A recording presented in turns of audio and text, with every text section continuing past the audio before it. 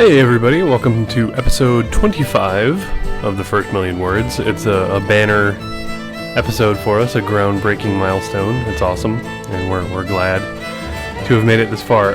This month, October, we are going to be getting ready for NaNoWriMo. So our first interview for October is Dave Robison, and we're going to do a few episodes with him. He's from the Roundtable Podcast, and the first thing you should do in preparing for NaNoWriMo is, besides listening to our show, listen to their show as well. The Roundtable Podcast is awesome, and it's great inspiration for anybody out there trying to write. So listen to them and listen to us, and now here's the episode. Enjoy. The First Million Words, episode 25. Dave Robison. Did I say that right?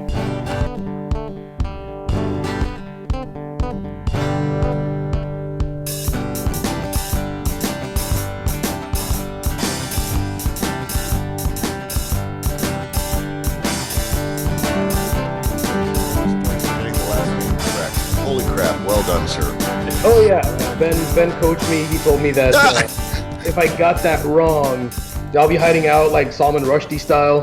There you go, because I'll be hunting you down. No, that's okay, man. But you have distinguished yourself in the rank and file is what you've done, and that's always a good thing. Oh, excellent! I'm glad. Yeah. Oh, and yeah, like you said, it was kind of like wrangling cats to get this whole thing together. Man. And that's partially my fault. If oh God, I in fact I would own this for just not following up the way I should have. You guys responded to my offer and then nothing, and it was just like, oh crap. Things have gotten so busy and so crazy just in terms of projects that are doing plates in the air, balls in the air, whatever. So I apologize for that, but I'm glad we were able to make it work. I'm sorry Brian couldn't be here. I know he wanted to be. Yeah, that's too bad. I'll have to track him down and because I wanted to do a little thing for November with NaNoWriMo where we get a whole bunch of people to give little tips and stuff. Yeah. Are you guys participating? Yes. I hope so. I hope I have some time. Do or do not. There is no try. Oh. I would very much like to, but I don't know. I kind of want to continue on the book that I kind of started writing. So well, just as long as you write 50,000 words within November, you're good. There you go. Okay. I mean, yeah. They can't all be like all work and no play. Make Guillermo a dull boy. No copy and pasting. Okay. But what if I type every single one of them out just like? All right, I guess you could type 50,000 of the same word, but dude, by November 30th, you would be like bugfuck crazy, and I'm not sure that's a good thing for you. You're assuming that he isn't already. Yeah, I know. I always try to assume that initially until proven otherwise. But I mean, you've heard at least some of the show, right? Oh my goodness, yes. Oh yes. Yes, like I am aware of Guillermo's unique perspective of life, the universe, and everything. Absolutely. Good.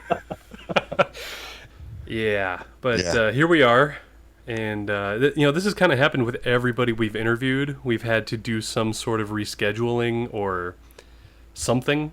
I think it's just the nature of the universe anymore. People seem to have a lot more going on, and until I get that personal assistant to be managing my schedule, it's all me, and that's not good for anybody. So, yeah, but you persevere, right? Oh yeah, we soldier on.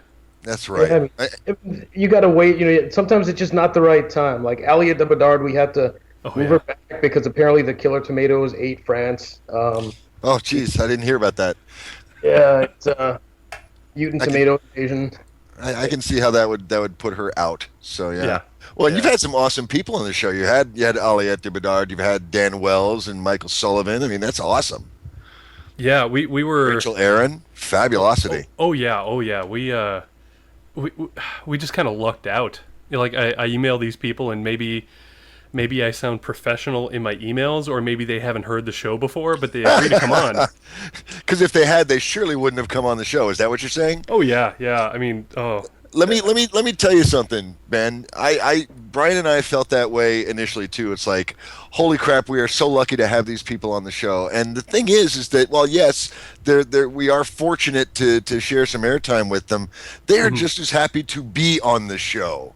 And they enjoy talking about their craft and engaging with people who are interested in learning more about it. I mean, I think the people that do respond positively are the ones that want to engage in a meaningful way, either with the fan base or their fellow creators or both. So really, we're kind of providing a service for them while they are helping us as well. Yeah, and I think honestly, I think we, at least on our show, on our end, we get the good stuff. We get the 70%, they get the 30. Yeah, well. Our whole premise is we don't know what we're doing, so we're bugging professional authors to tell us what to do. Doing this? You what? How long have you been doing this? Our first episodes went up in April. Okay, April, May, June, July, August, September. So almost 5 months. Yeah. So what have you done with what you've learned? I've been doing a lot of writing. That's awesome. Yeah. There you go. I'm actually writing a book about writing. Oh, really? Oh, no, I haven't. It's just, it beats paying, $100 for a workshop, Yeah, well, there is that. I'm telling you, with cram enough podcasts in your head and sit down with enough amazing people, and yeah, the books are optional because you will acquire that. Absolutely. Well, I have this giant folder now on my a Word document that is me just literally I'm writing notes as we're doing the interviews, and then I'm typing them out as I'm listening to them afterwards. There you go. And yeah, there's just a lot of stuff I've learned. We like you said, we just talked to Dan Wells, and he has that 7-point plot system. Right. And that has totally changed the way that I write now. It really helps to have a framework like that and to have something proven by an established author like Dan Wells. I mean, that's just kind of like proof in the pudding. And it's like, yeah, okay, I'll give that a try. Holy crap, it works. And it works really well. And it changed the way I write. Yeah, absolutely. Yeah, it's good. Is that more or less why you started the show, the Roundtable Podcast? Was that you wanted some advice too, or you wanted to help out the little guy? Well, not the little guy, but yeah. I mean, the reason that there's several reasons we started the Roundtable. One, and I tell this joke time and again, and people are gonna get tired of hearing of it, but I'm theatrically trained. I have a theater degree, which means I'm a theater person. Now, there's a joke that says, how many theater people does it take to screw in a light bulb? It takes 1,001. One to screw it in, the other 1,000 to say, oh hell, I can do that. Okay, so I'm digging on the podcast and I'm listening to fill my hour commute both ways, and I'm going, I can do that without being aware of. Well, I guess I had done some audio drama with Brian, my co-host, back in Colorado back in the day. So the audio aspect was not unknown to me, but the whole logistics of the podcast and so on was something to get used to. Plus, and the big learning curve for me here was the community and the way the community engages. I was completely unprepared for that, and in a good way. That discovery of the incredible support that you get. Justin McCumber. I found out about you guys through Justin McCumber. And the Dead Robots giving you guys a shout out. So and now I'm a listener. Yeah, so that was one reason was oh heck, I can do that. And the other one was Dead Robots did brainstorming episodes from time to time, and I loved those. And I'm sitting there going, yeah, and it could be this and it could be that, and I'm of course saying it to my car stereo. And I'm thinking, I think this is valuable information because as cool as it is to hear Michael Sullivan or Tim Pratt or Nathan Lowell talk about writing, I think there's almost more value. Well, there's a different kind of value in having them apply what they've learned to a practical situation like a story idea.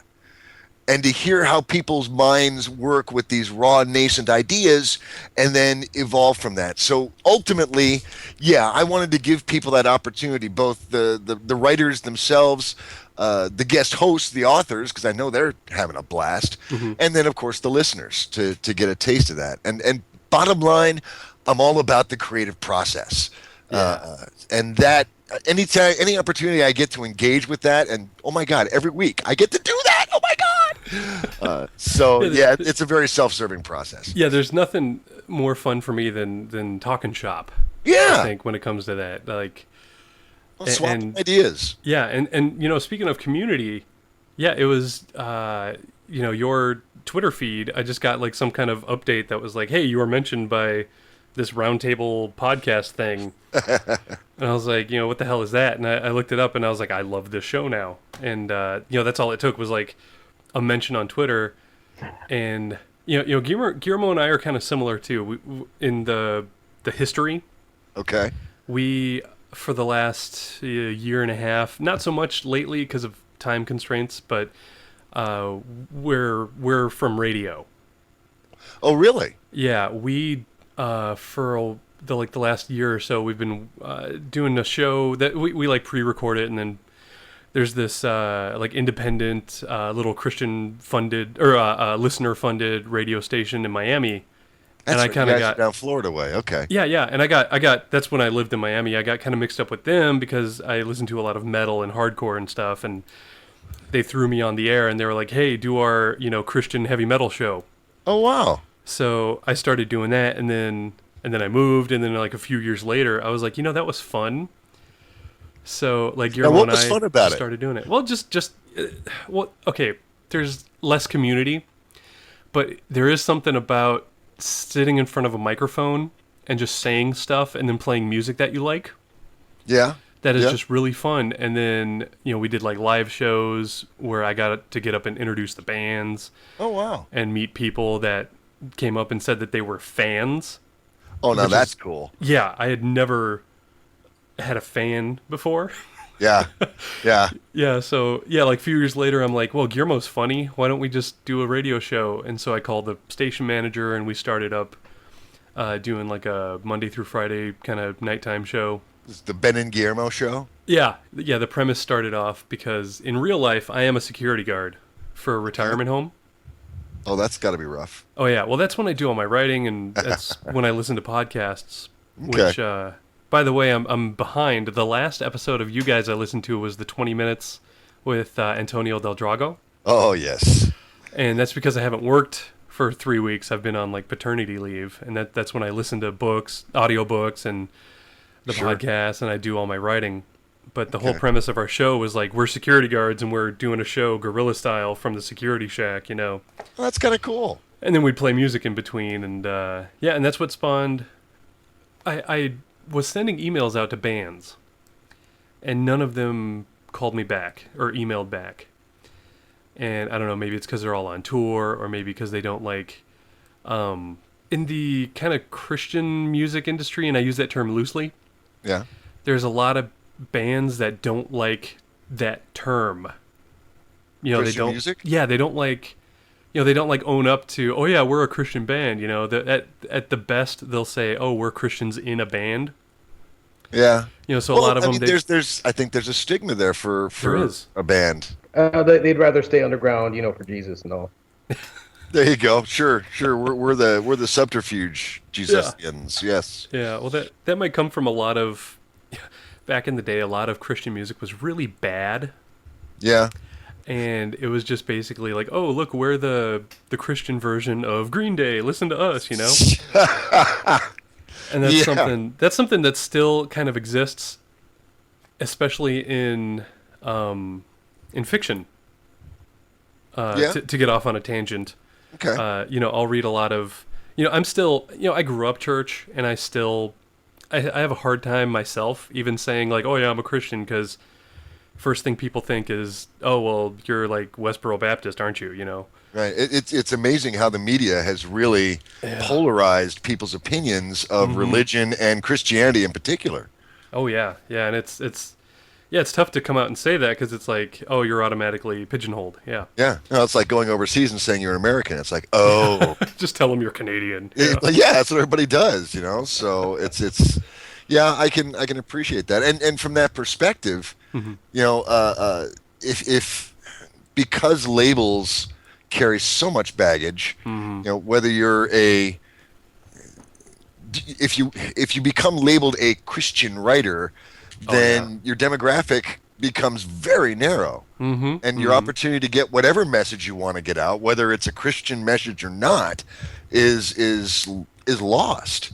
It's almost better to be faceless and androgynous than it is to actually have a risk being labeled. I don't know. Yeah. Well, that's the line now is there's authors like I believe Antonio Del Drago said he grew up. He's at least religious. I don't know about him growing. I don't know about what label he prefers, but. And then there's Brian Thomas Schmidt, and I think you're going to have him on your show pretty soon, right? Yes, indeed. We've got him on the schedule. Yep. Yeah. He was our first guest, and he makes no bones about he's religious, and he wrote a sci-fi story based on Moses. Oh, wow. But at no point do you feel like, oh, this is Christian fiction I'm being preached to. Oh no, Yeah. Well, and there are examples of that. I remember there was a podcast that sounded really cool, Spirit Blade. Spirit Blade. This is when I was digging through and looking for stuff. I'd listened to the Leviathan Chronicles, and I'd listened to Merle Lafferty's Heaven series, and some Dan Sawyer. Just digging through stuff. So I'm swinging through iTunes, and I see something called Spirit Blade. Ooh, this looks badass. I'm looking at the description, and the description sounds very cool.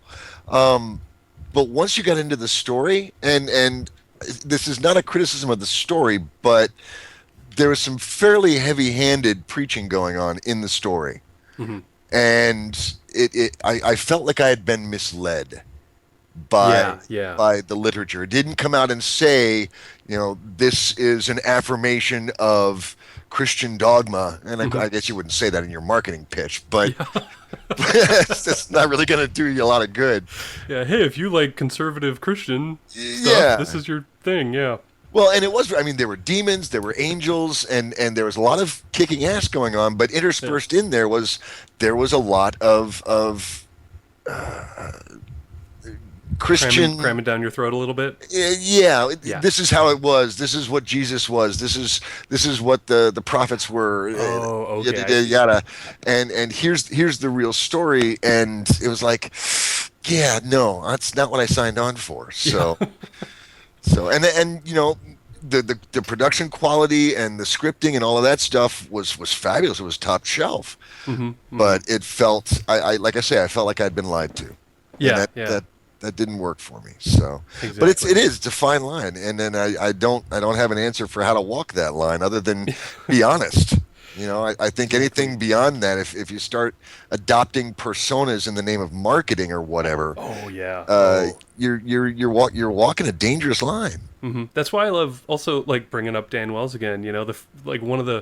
Within the first 30 seconds of our interview, he's like, we were talking about like having to put the explicit tag on your podcast. Right, I remember that. Yeah, he's like, oh, you won't get that from me because I'm Mormon.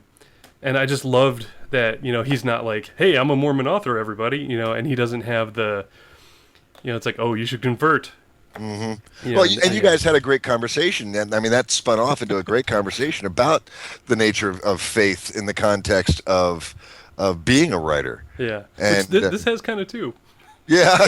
Jokes on him, though. We did talk about dildos the rest of the show. Yeah, exactly. So, just to be fair, we talked about Sasquatch porn. Sasquatch porn, which is, always needs to be a part of any intelligent conversation. Absolutely. Sorry to drag the conversation that way. I've been doing that a lot lately where I'm like, hey, you want to talk about religion? I know we're not supposed to. And yet you do. Yeah. And, maybe there's something there for you. Maybe that's I don't know about this podcast, but maybe a side podcast of exploring that expression in life somewhere. I don't know. Wow, I think this has just been the birth of a new podcast. or at least a new direction of exploration. Yes. Definitely. Sexual exploration. Yes. With a big Yeah, there you go. So, Guillermo, what's your story, man? Are you Captain Radio as well, or do you have other priorities that you're working towards? Well, I still, I'd still like to do radio, but I'm usually either writing or I don't know. I feel a need to constantly write about something, but most of the stuff that I write is just weird. Okay. Well, you're a smartass. Does that smartassery end up in your books a lot? It does. Most of it is just stuff that I find funny. Okay. But I think the audience that I have is just myself and Ben. If someone else finds it funny, then I kind of feel sorry for them, but I appreciate it at the same time. Have you got any books out there at the moment?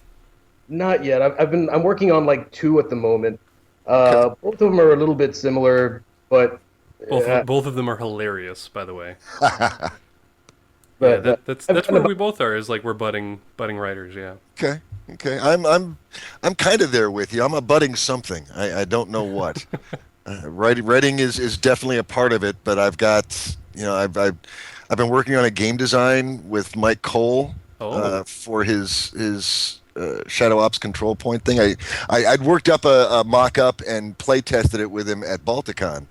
And he really dug it, and it's one of those things where okay, now we need to go to the next level, and the time is part of it, and also I'm sitting there, I'm looking at it going, all I need to do is just sit down and codify this stuff and move to the next level, and it just there's time management issues, there's clearly discipline issues. I'll come right out and say it. Mm-hmm. This is a great idea, and it could definitely become something very cool, and it's on me to take it to the next step forward. Mike's already said, wherever we go with this is awesome. And if it goes nowhere, awesome. He had a great time playing the game.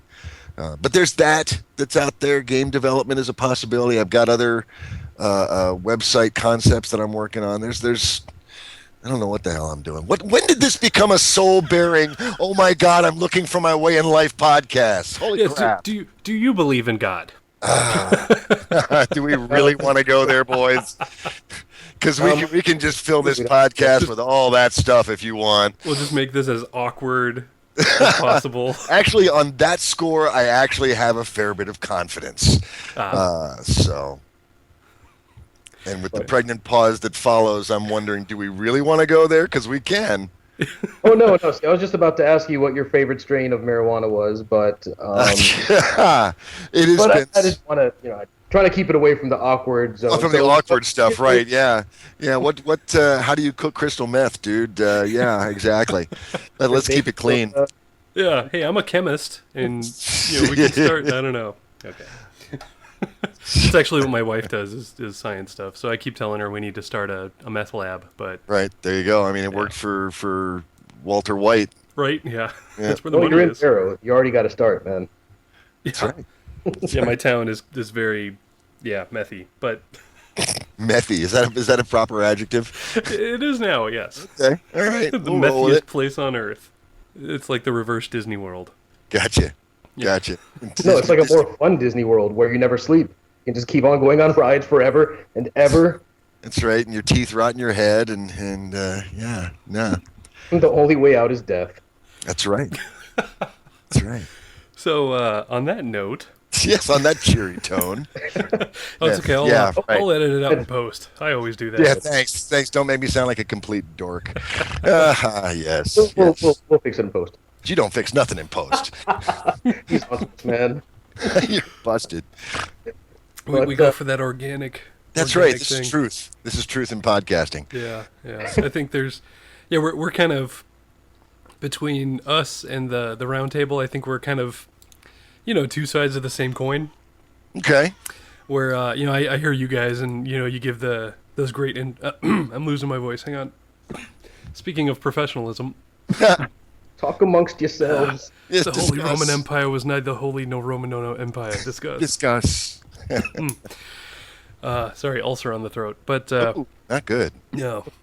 But yeah, we're like I try to fade in the middle of the conversation to make it sound like, oh yeah, we're this isn't a show. Oh hi, I didn't see you there. Yeah. And I enjoy shows. By. Yeah, I enjoy other shows like that, and I really like the big professional introductions we get to hear from you guys.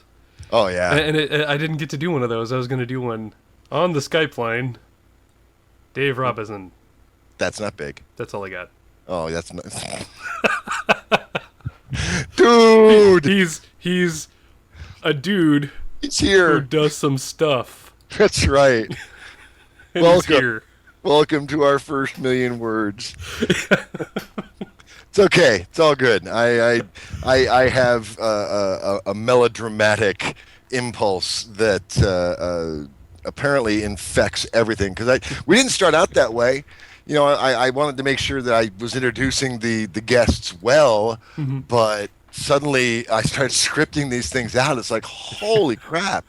You know, it used to be just outlines. This is what they wrote. These are the awards they've won. Thank you so much for being on the show. And then I started doing stuff like listening to other interviews and digging, you know, doing Google searches on them, trying to find little tidbits of information that maybe other people didn't know about, and composing this whole story that is not their story, even though the facts are theirs. But you know, ultimately, and then leading up to the big ta-da. So yeah, you know, in the future, when you do have, I know you mentioned having Brian Thomas Schmidt on in the future. Yeah.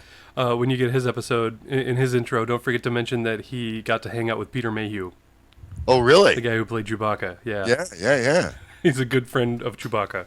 Holy crap! Yeah, that makes him awesome in everybody's book. Yeah. That's fabulous. Yeah. Okay. Yeah, knock it back to the butterbeer with Peter Mayhew. Awesome. Oh wait, I had two talking at the same time. What? I'm so sorry. Go ahead. No, go ahead, G. I was talking over you, man. Oh no, I'm sorry. I just thought I wonder if it was normal to want to like take a road trip with Peter Mayhew and then just drive the entire way and refer to him as Chewie. Seeing how long it takes before he hits me. He would hit you, and he's kind of a big dude. I think he might take you down. Yeah. No, it's not that hard, actually. I've been taken down by a 3-year-old. Here we are, back to the true confessions. Yeah. Here we are. All right. Well, I think I think we may have taken up enough of your time.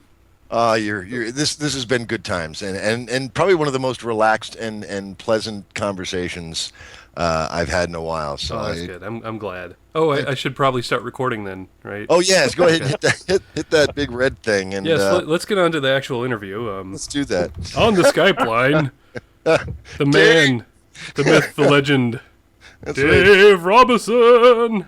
Without his other half, Brian Humphrey. Yeah. Who, man, without him, I obviously I don't have a problem talking, but I always feel like I'm a bit of a schmuck when I just keep talking, and Brian is really good about A, not letting me do that, and B, infusing actual real good content on top of my blather. And my blather is good. I'm not saying my blather is bad. Your blather is strong. My blather is strong. The blather is strong with me, and I can come up with some good ideas and some good instincts. But Brian is the perfect foil for that, and comes at it from a different perspective, with such depth and clarity. It's like, oh crap, yeah, that would be an easier way of saying that, I suppose. Yeah. So I get that from Guillermo sometimes, and text. He'll send me a text message while we're talking, or I'll send him one when he gets the name of the author wrong. Yes. Yeah. That only happened once. I greet the wrong author. Oh my god, I love your book this. I'm like, you do realize we're not interviewing A, we're interviewing B. Oops. Oh. My bad. Well, I just wanted to say I like that book. We'll edit it and post. Yeah. I think that's the one time I actually did edit. Just, yeah. Good man. To avoid insulting, so. Oh, yeah. But I mean, the author heard it, so it's kind of the damage was done. I tried to talk over it though. I was like, "Oh, hey God, Guillermo, I can't hear you. Don't talk for a minute." And then I texted him. Dude. Yeah. So we have Roundtable Podcast. You do 2 episodes a week, right? Yes, we do a showcase on Friday, which is the 20 minutes with episode where we sit down, 20-ish minutes, and we sit down with the guest host, usually an author or an editor, and just pick their brain for a little bit about their creative process. We don't talk about publishing or EPUB or anything like that. There's plenty of people in the world that know a hell of a lot more about that than we do. But the creative process we can speak to fairly eloquently, and that's where we spend our time during those 20 minutes. And fascinating discussions with some truly amazing people. And then we take that same guest host, and then on Tuesday, the following Tuesday, we do a workshop episode where we invite a writer onto the show. They present their story idea in a compressed form, 5 to 8 minutes. And then Brian and I and the guest host and the guest writer, we just get into this free-for-all discussion, brainstorming session of how can we make this story frickin' awesome? What's working, what doesn't work, and inevitably everybody's bringing their own sensibilities to it. So and we do have that disclaimer that everything that's said, even by the esteemed guest host, is probably complete bullshit, because it might not be the story you want to tell. But inevitably, there's some perspective that can be introduced that the writer alone, for whatever reason, doesn't see. And to get 3 different perspectives on the same story idea, I think, is invaluable, not only to the writer, but also to the listeners, to see different perspectives and how those develop. Oh yeah, I I've done it before on the show, and I'll keep on doing it. It's like I'll just plug the hell out of that show, because Roundtable is it's the only podcast I listen to where sometimes I have to listen to it twice, because I usually end up talking back to my my headphones. Sure. So I usually have to listen to it a couple times. I take that as a seal of approval when people feel like they have to talk back in some way, shape, or form. So thank you, man. We appreciate that. Definitely. So yeah, it's a good format. I think it works really well for us. Oh yes, and it's through iTunes. You have the website is it just roundtablepodcast.com? Yep, roundtablepodcast.com. We are on iTunes. We just got on Stitcher too. We're on Stitcher Radio. Oh yeah, that's fun. Yeah, I did. We did that. I just got the confirmation letter back. Yeah, I think we're on there too. I think. Yeah, that's a very cool service. I hope that takes off. That's a good idea. Yeah, and then your authors podcast on Twitter. Writers Podcast. At Writers Podcast, yes. Yes, Writers Podcast. Yep, Roundtable Podcast didn't fit within the time within the character constraints for the name, so I went with Writers Podcast. So, but yeah, look for us on Twitter out there. We got Facebook, facebook.com/Roundtable Podcast. I think that's all the social media we're currently engaged in, which is part of the reason why my world is so